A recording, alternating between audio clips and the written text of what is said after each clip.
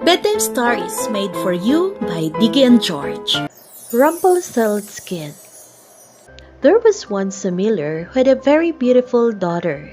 She was so beautiful that soon the king got to hear of her. The king called the miller to his palace to ask him about his daughter.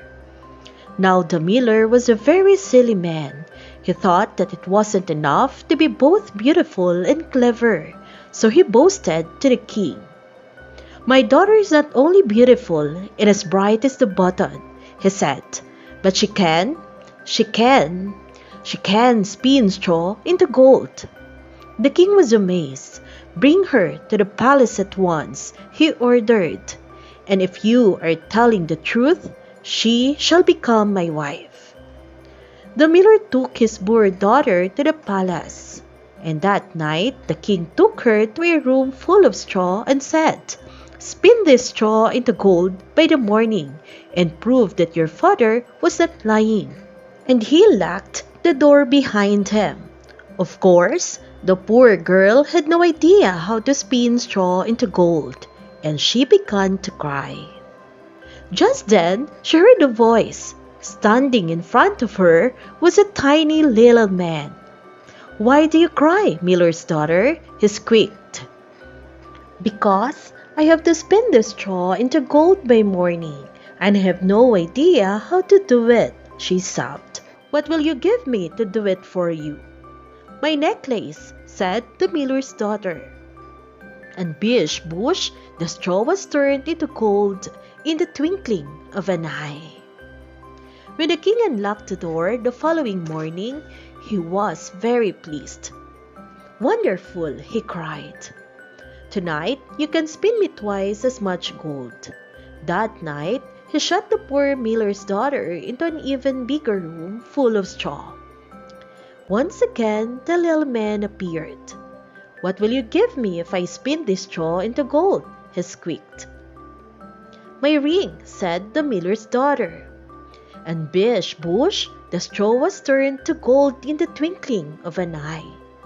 When the king unlocked the door the following morning, he was very, very pleased. "Wonderful," he cried.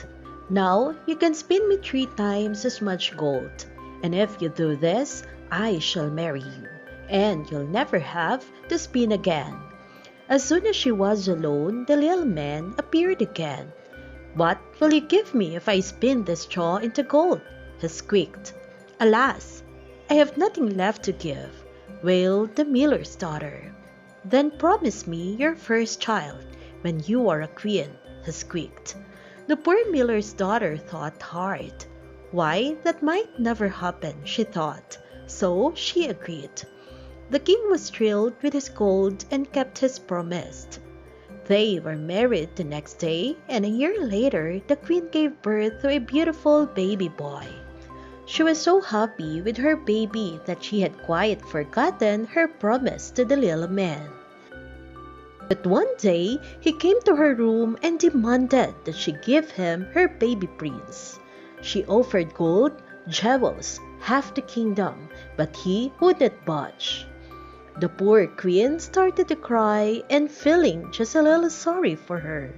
The tiny man said, "You may keep your baby if you can guess my name. You have 3 days in which to do it. I'll be back to see you tomorrow night."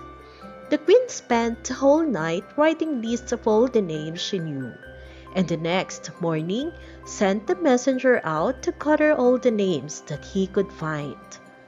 The following night, when the little man arrived, she asked, "Is your name Nick, or Dick, or Rick? Is it Leo, or Rio, or Theo?" "No, it is not," shouted the little man. The following night, she asked him silly names. "Is it Bottom, or Sausage Nose, or Poggy Doggy?" "No, it is not," shouted the little man. On the 3rd day, the messenger returned late in the evening. "I have no new names," he said, "but late last night, as I climbed into the high, high mountains, where the hare and the fox say goodnight to each other, I saw a tiny man dancing around the fire singing, Burn, fire, burn, for they'll never learn my name. What a shame! Tomorrow the prince will be my kin, because my name is Rumpelstiltskin. The queen jumped for joy, and when the little man came in, she asked, "Is your name John?" "No, it is not." "Is it Tom?" "No, it is not." "Then it must be Rumpelstiltskin." The little man flew into a fury. "A witch must have told you," he screamed. And he stamped his feet so hard that to the queen's astonishment, he disappeared right through the floor, and he was never seen again.